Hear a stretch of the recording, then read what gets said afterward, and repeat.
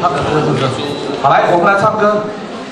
赞美主，对，来，赞美主，赞美主在早晨，赞美主在中午，赞美主，赞美主，赞美主在聚会时。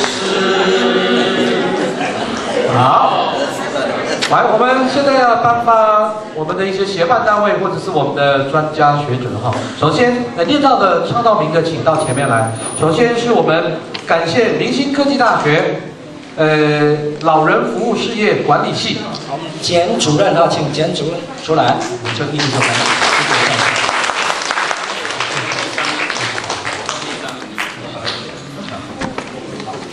来，我们简主任代表哈，老人事业所。好。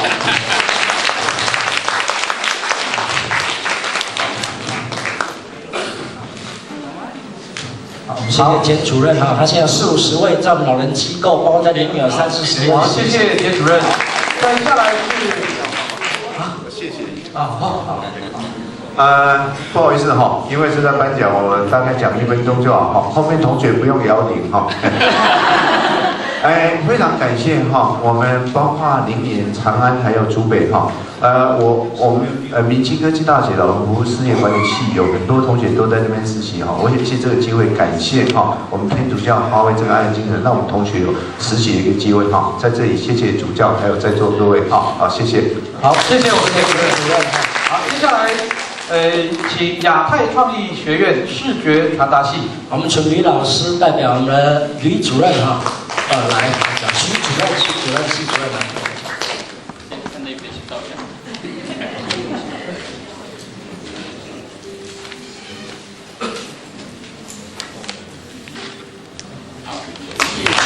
好，谢谢。接下来我们请裕达商业科技大学李永玉助教，助理教授老师。好，他是内师的董事哈，内师的驻校董事。 也当过明星科大幼教系主任。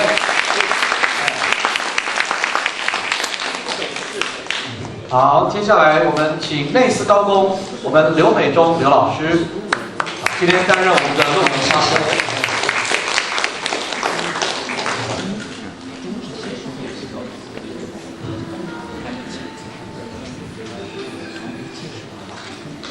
好，谢谢刘老师。 接下来邀请上智小学我们张启凤张校长，也担任我们今天的论文发表者。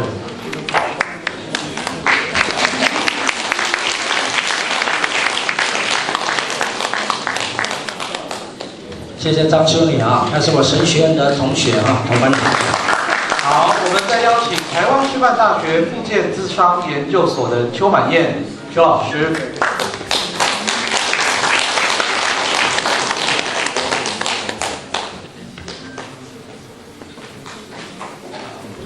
好，谢谢邱老师。再来，我们邀请裕达科技大学幼儿保育系的邱芳熙副教授。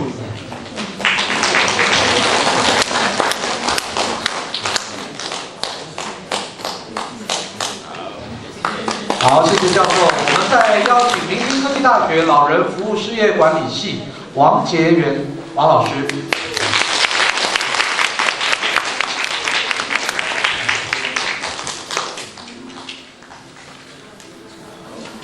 好，我们邀请台湾师范大学地理研究所博士班的姚韵来到前面来，也要特别鼓励年轻的哈，年轻的一位，好来，28岁、29岁未婚，对他知道也许可以当神父哈，他妈妈说独生子不能当神父，很祈祷。他想当神父，妈妈说不。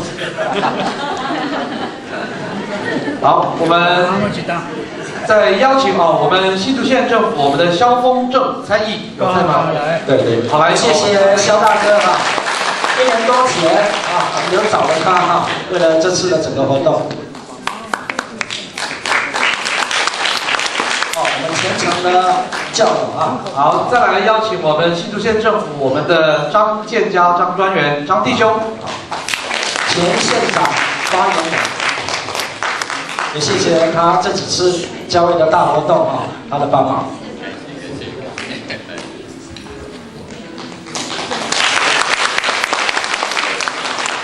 好，谢谢我们张专员。再来邀请我们许秀菊许老师。好，好吗？有在吗？许老师，他现在每个礼拜六在我们塞夏部落为孩子陪伴我们的孩子，塞夏部落孩子，弱势的客家孩子，每个礼拜六1天啊。当然是森林大学筹备委员。好，那我们先颁发这个感谢状，就先到这边告一个段落。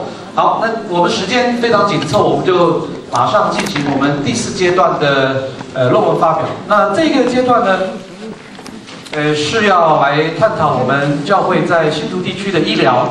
那我们可以看到，我们从第1场次到现在这个场次，每一个场次其实都在谈到我们教会在新竹地区的一些除了福传工作之外的一些专业。那我们也听到很多弟兄在谈到我们需要专业的人才，那需要跟市场来去做一些竞争，或者去做一些相互的扶持。那我相信，在医疗这一块呢，我们等一下会邀请到我们仁慈医院刘义宏副院长来跟大家来分享，那仁慈医院在新竹地区做的一些努力。那这个阶段呢，我们特别来邀请我们的怎么讲最亲爱的神父。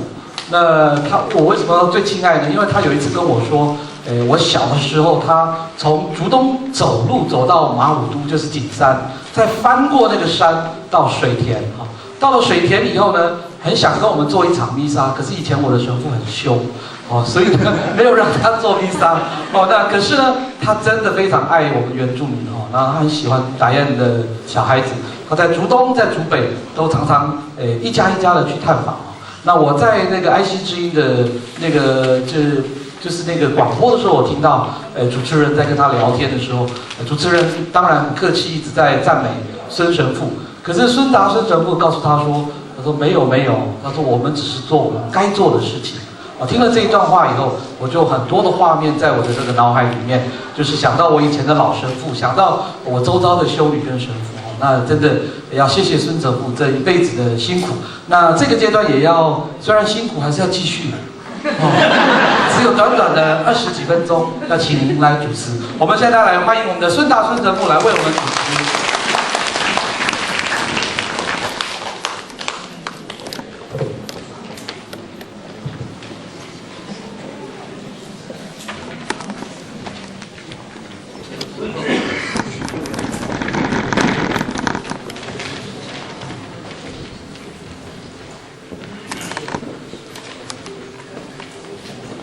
大家好。好。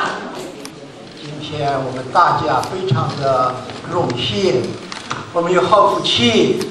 今天我们请到了我们仁慈医院刘副院长，要把我们新竹县市的医疗服务工作给我们做一个精辟的一个简报。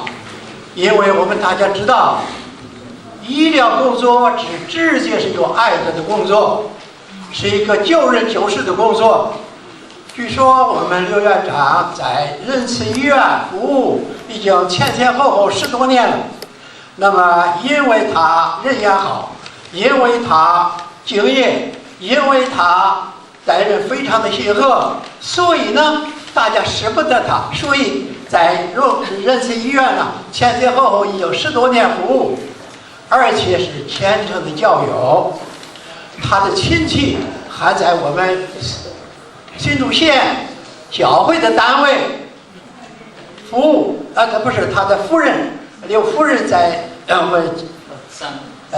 对山木那个德行之家做主任，亲戚当中还有2位做修女，所以是圣山之家，所以是虔诚的教友，天主降福的家庭。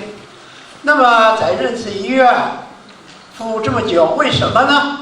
因为过去他就受教会的陶成，曾经在台中度过我们教会是味道国中、高中，以后学业结束以后呢，到了台北医学院，毕业以后就从事医疗工作，所以他加强救赎，所以他的经验丰富。那么今天呢，特别把我们新竹县市这种医疗工作，过去我们大家知道，在1953年以后，大部分堂区修女会都有诊所。最后，我们刘主教也建设了在湖口一个大的医院，所以我们从事这个社会服务最重要的、最前线的、直接的爱的工作就是医疗工作。所以今天呢，我们能有这个福气，我们的刘副院长能把我们新竹县市过去所办的诊所和现在的大医院给我们这个简单的介绍。所以我们现在双手欢迎我们的刘副院长。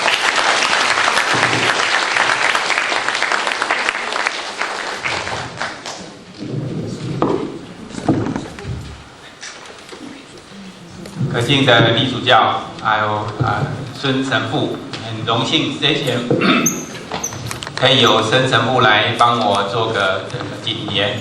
那刚刚孙神父讲10多年，应该把我从更新医院开始的日子算进去啊，所以请大家更正一下，在仁慈医院我就真正专任还不到10年哈。那今天很高兴我有这个机会哈，在主教跟彭神父的交托之下，有机会做个简单的回顾哈。那在回顾之前，我要特别谢谢我医院的同仁周敏珍周女士周小姐她特别帮我做了几乎大部分的工作，包括投影片，包括文章那我今天只是代表来用我的嘴巴把他准备的资料讲出来。那我们医院还有很多同仁今天也一起来给我指导、鼓励跟支持他们知道我会紧张所以特别来这里打气。爱的鼓励。谢谢你们有帮我消化了1分钟。好，那刚刚孙神父已经简介了，我在文章里面也很简单的提到，在早期的神父跟修女在从光复初期，他们事实上在传教的过程当中就一直把这个看到了民众在医疗上的需求，所以事实上我们今天看到各地的堂区都没有诊所，很难想象在当时传教之初，事实上很多的堂区都设有诊所。那这个事实上也跟耶稣基督的典范是互相符合的。他基督是一边的治病，一边的传教。他知道人的身体跟人的心灵是无法分开的。当你的心灵出了问题，身体也会出问题。所以耶稣必须要一起来治病跟传教。那在我们的传教之初，也用这样的典范来做我们的服传工作。所以我这边的文章，我想特别要感谢，包括刚刚的周敏珍小姐，还有我们很多的修女，还有相关的神父彭神父提供的资料那我想我就不再一一的说出来。那参考的文献我也简单的带过在各位的参考资料里面都有。那我先回顾到光复初期，事实上是台湾是生活最贫苦的时候，医疗最缺乏的时候。所以那个时候其实民生非常凋敝。那在政府拨迁来台之前，事实上是有很大的一些生活上的困苦，那很多的医疗上的缺乏，一直到有美援到台湾，还有就是教会新竹教区成立之后，情况才改善。所以在刚早期的时候，事实上医疗对民众来讲是非常非常迫切的那教区是在1961年才开始成立那在还没成立之前，事实上我们看到各地方不是贫穷就是疾病。那民众为了要解决他们的问题，最重要的就是同时要面对2个问题：贫穷跟疾病。传教的过程当中遇到的最大的挑战也是这个问题。所以呢，每一个很多的神父修女们，他们受过只是受过很简单的医护的训练，但是看到民众那么多的需求，他们就不得不也跟民间的医师跟医疗单位合作，也在诊所里面提供非常简单的医疗。这些医疗的工作，有的持续8年，有的10年，有的20年、30年。有的也有到现在还继续的。好，那剩下的